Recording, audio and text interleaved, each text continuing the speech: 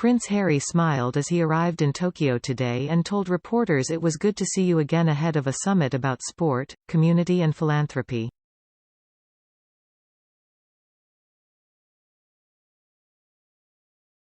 The Duke of Sussex beamed while walking through the city's Haneda Airport among the crowds of passengers, wearing a black shirt and a dark cap bearing the logo of the Archewell Foundation he runs with wife Meghan Markle, who was not with him.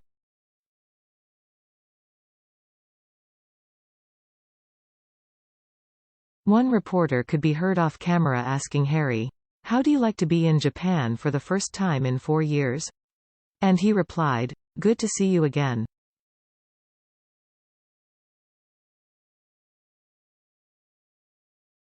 A video broadcast on Japanese TV network AN News showed Harry arriving at the terminal alongside his longtime friend, Argentinian polo player Nacho Figueras.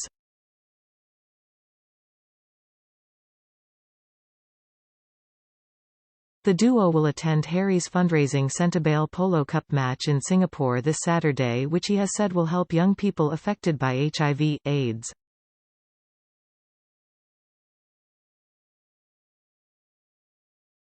Omid Scobie, co-author of the controversial Harry and Meghan biography Finding Freedom, tweeted a video of the Duke's arrival in Japan just after 1:30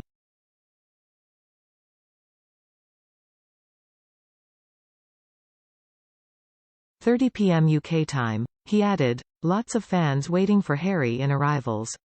The royal family have always had a big following in Japan, especially Princess Diana, and interest in the Sussexes continues to be strong."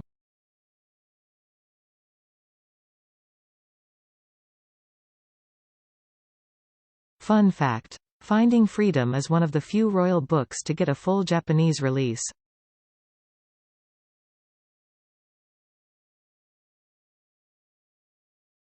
It is not known which flight Harry landed on, but there were several services arriving from Los Angeles in Tokyo this afternoon, including the 5:25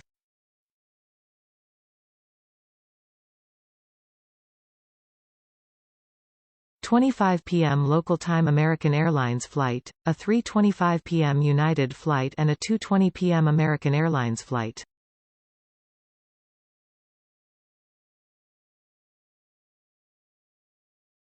One fan who waited all morning at the airport for the Duke told Japan's Asahi News, "It was a pity we didn't get to shake hands, but I was really touched."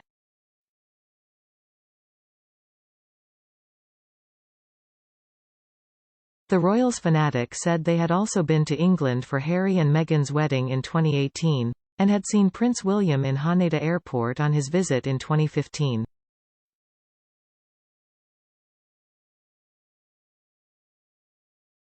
They then weighed in on the Duke of Sussex parting with the royal family, stating, "I thought it would be better for him, Harry, to be with the royal family.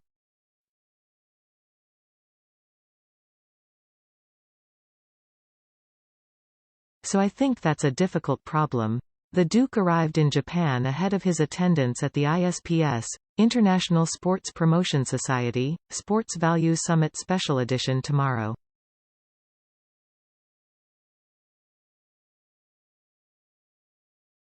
Harry will join a panel discussion with former New Zealand rugby player Dan Carter, an ambassador for ISPS Handa, which is sponsoring the Polo Cup.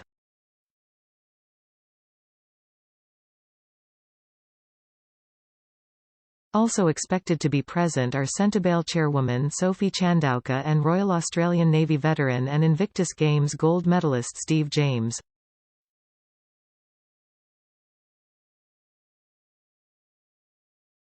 In addition, the event in Tokyo is set to feature Professor Wim de Villiers, the rector and vice-chancellor of South Africa's Stellenbosch University.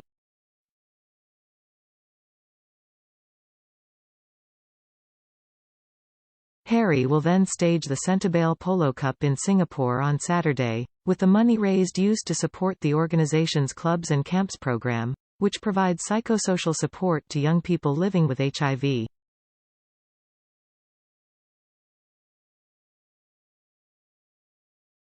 Speaking last month, Harry said, "The annual Polo Cup is essential to Centabale's vital work ensuring children and young people are healthy, resilient, and able to thrive."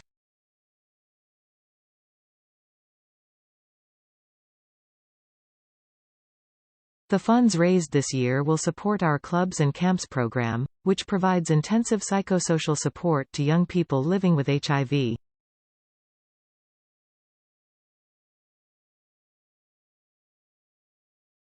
In a time where being HIV positive is no longer a death sentence, we are empowering young people to know their status, stay healthy, and eliminate the stigma so that they can break the cycle.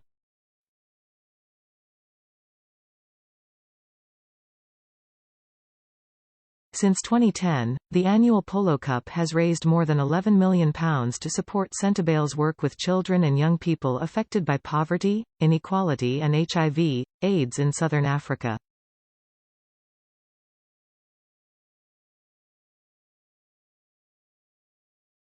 The Duke will play on the Royal Salute Centibale team, against the Singapore Polo Club team captained by the charity's ambassador Mr. Figueras.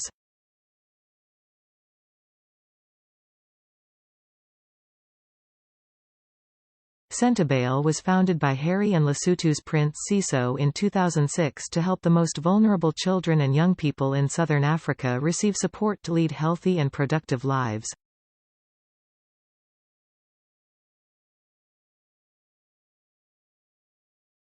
It first began working in Lesotho before expanding its efforts into Botswana and operates in 4 key areas: strengthening the social and emotional well-being of those living with or affected by HIV, helping to provide access to health and social services, driving youth advocacy and building individuals' skills and livelihoods.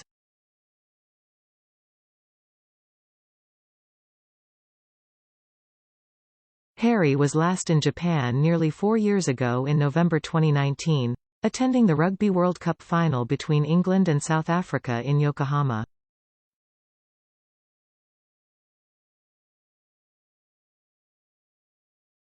He also spoke with Japan's Crown Prince Akishino at the match, and met wheelchair rugby players at the Para Arena in Tokyo.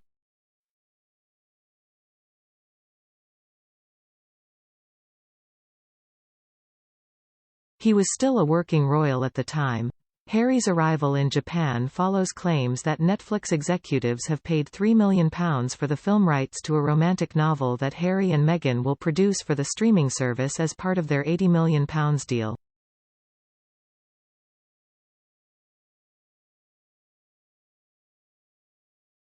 Initial reports suggested the couple had personally stumped up the money for Carly Fortune's The Meet Me at the Lake, which echoes their personal story and includes a character whose parent dies in a car crash.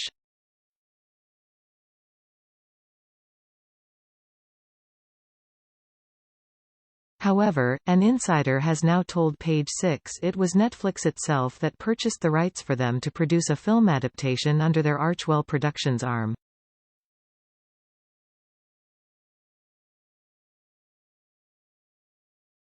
The source described the book as right up their alley because they love love stories and rom-coms.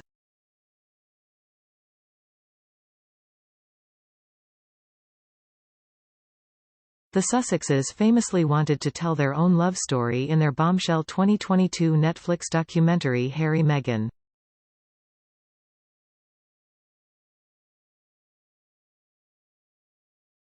The US-based outlet also reported that the couple have been restructuring their team following the departure of producer Ben Browning, former head of internal content at Archwell Productions and oversaw the documentary.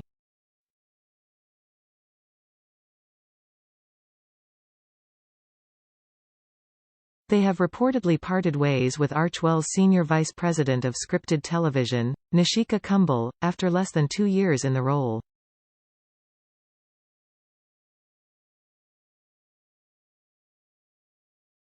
PR guru Mark Burkowski believes the financial backers of the Netflix adaptation overpaid because the Sussexes have zero track record in drama or producing anything of consequence.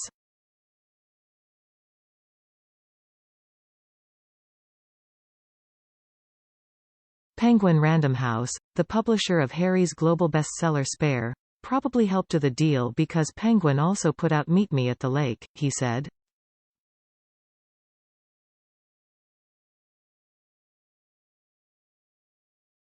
Author Carly Fortune, who is a big fan of Meghan's, calls her book a love letter to Toronto, where Meghan filmed hit series Suits.